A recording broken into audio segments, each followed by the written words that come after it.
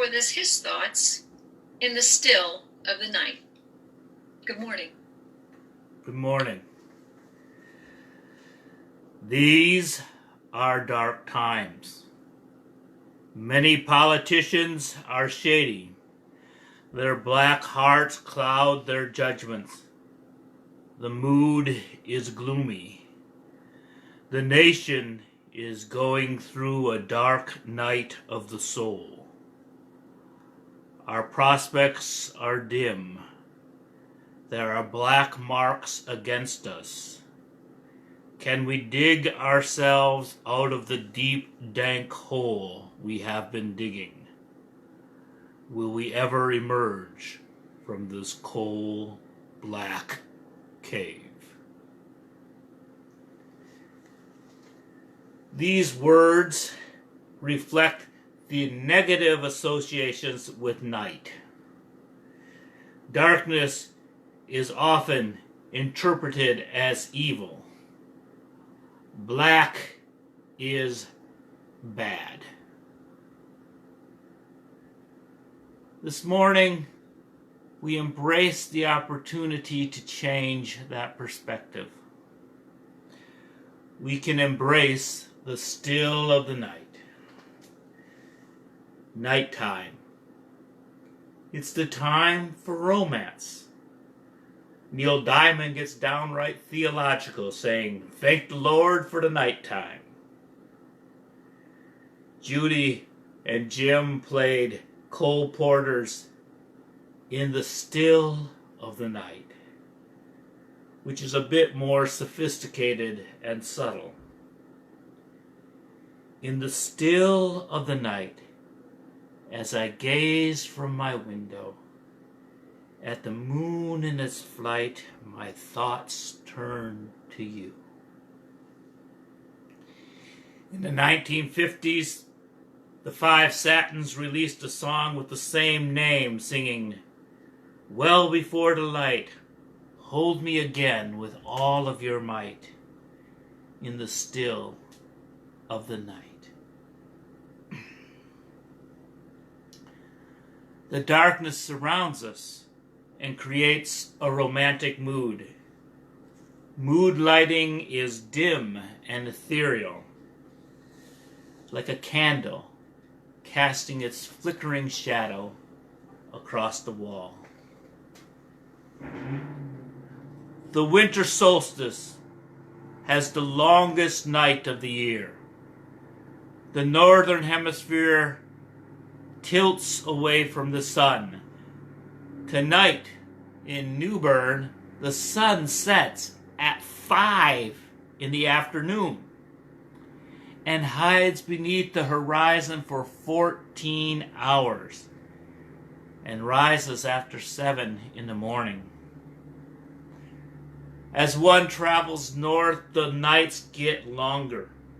In Michigan, where I grew up, the sun sets 6 minutes before 5 and rises 12 minutes after 8. In Nutqiagik, Alaska, the northernmost city in the USA, the sun set on November 17th and won't rise again until January.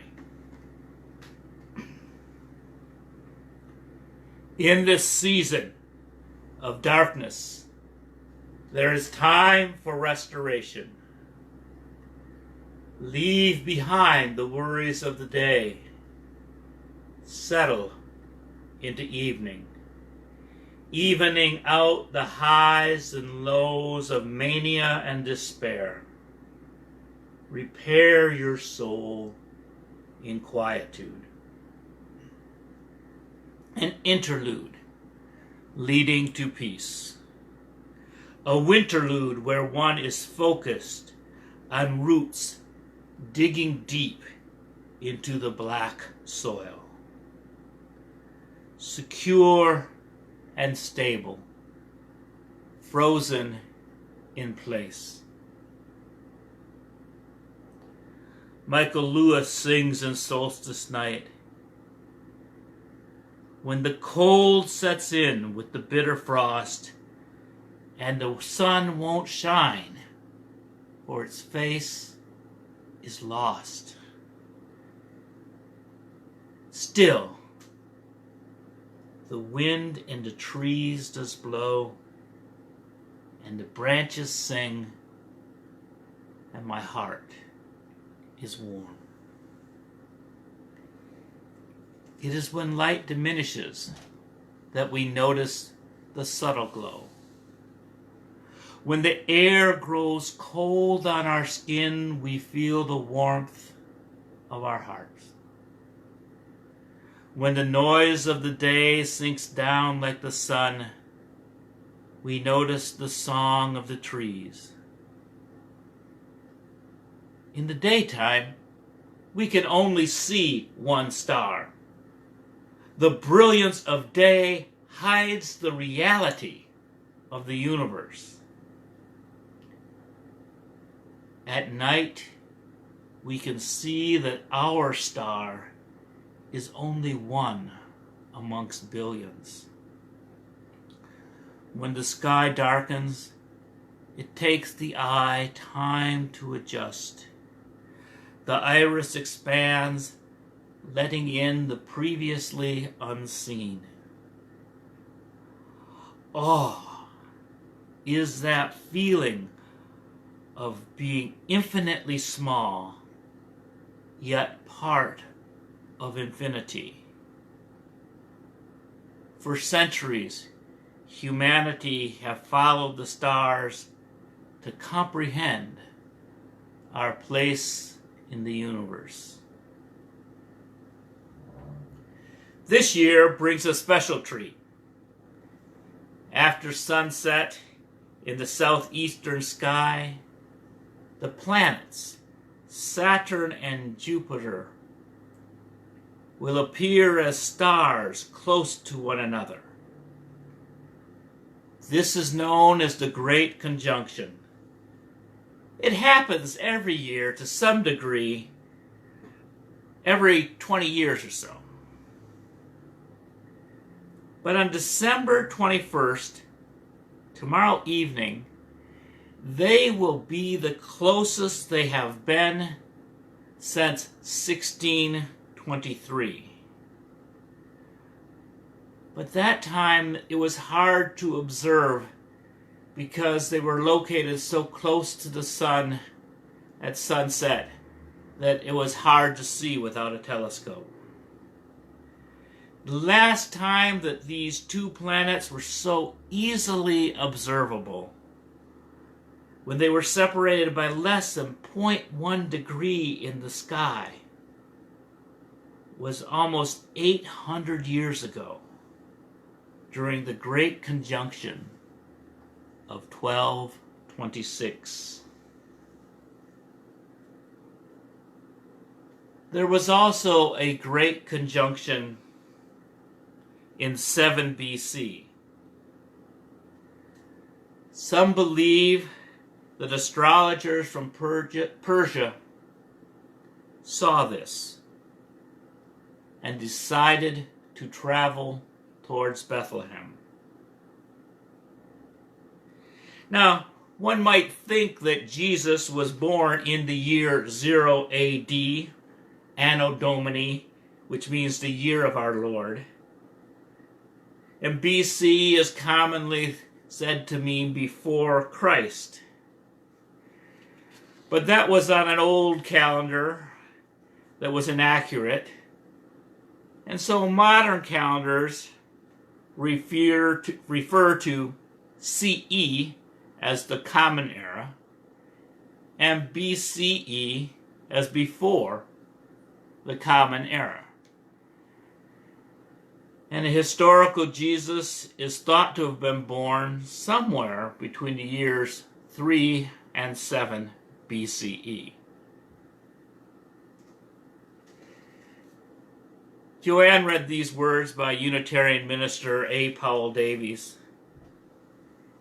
If we are to celebrate the ancient festival of lights overcoming darkness, it must be with the full knowledge of how dense is the darkness against which the light must shine. It was in the darkest hour of night, not in the glow of morning, that the shepherd of the legend heard the angels sing. And of course the three men were guided not by a sun, but by a star.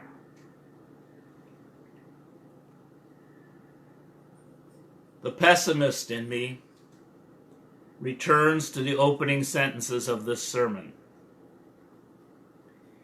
These are dark times. Many politicians are shady.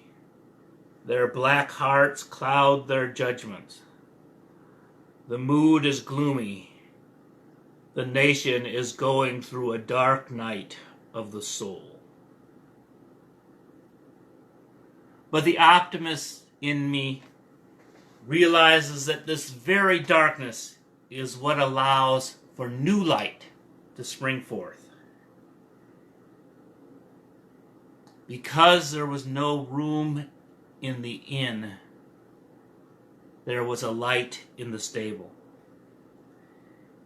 Because pandemic demanded physical distance, we became more attentive to our emotional connections. Because democracy feels threatened, more people from both sides of our nation voted. Because the economy is poor, more attention must be paid to those who have little. Because some were unable to work from home, suddenly they were deemed essential. May we learn to appreciate those who put their bodies on the line and pay them what they are worth. May physical labor be honored as much as mental tasks. The biblical legend refers to a light in the night, and this light shone for all. Matthew tells of astrologers who interpreted the subtlety of the stars and traveled a long distance. Luke tells of shepherds nearby watching their flocks by night, overwhelmed by the glorious light of angels. Rich or poor, near or far, the message was delivered. The history of these events is unclear. The true identity of the Magi is shrouded in legend, and shepherds watch their sheep when the weather is warm. At this time of year, the sheep huddle in the barn.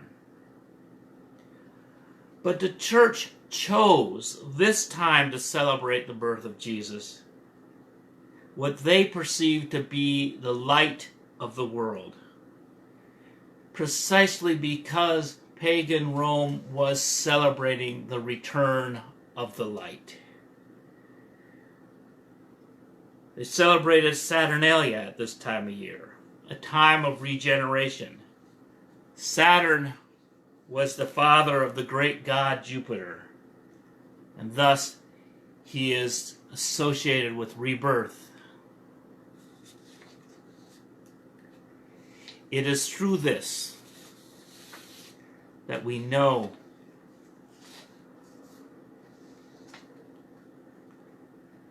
a deep truth. A deep truth that when it's dark, we must be more intentional to welcome the light. It is in this time that we must see the light in one another, and even the light in the heart of our enemies.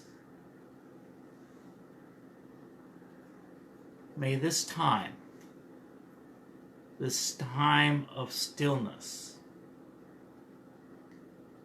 help us reflect on what is enduring and what is infinite.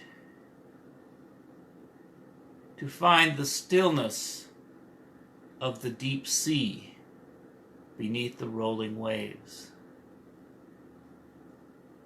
To find the quietude of the universe amongst the noise of this earth.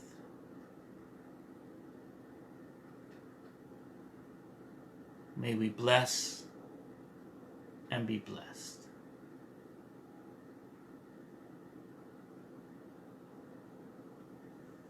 Let us now listen to the song Light in the Night.